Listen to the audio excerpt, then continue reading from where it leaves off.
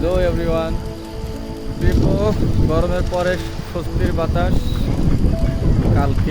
গতকালকে রাতে প্রচুর বৃষ্টি হয়, আজকে প্রচুর ঠান্ডা, আকাশ মেঘলা, দেখা যায় না অবশ্য, অনেকটা মেঘলা।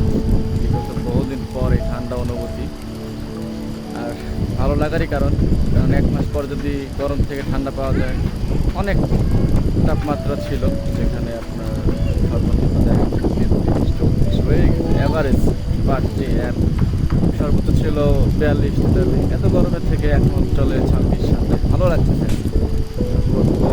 এত গরমের ভিতরে না ছাদও এতদিন উঠিনি, আজকে উঠলাম, বাতাস আছে, প্রচুর বাতাস, ঠান্ডা বাতাস, অন্যরকম এক অনুভূতি, ভালো লাগতেছে। কেনই লাগবে না, কারণ অনেক দিন তো গরম উপভোগ করে, খালি দেখি চারপাশ থেকে এসি এসি এসি, মানে যেখানে ঠান্ডা সেখানেই সবাই ঢোকে, কিন্তু মানে গরমে কেউ থাকতে চায় না। আর আজকে ন্যাচারাল ঠান্ডাটা অনুভূতিটা অন্যরকম হয়, স্বাভাবিক না।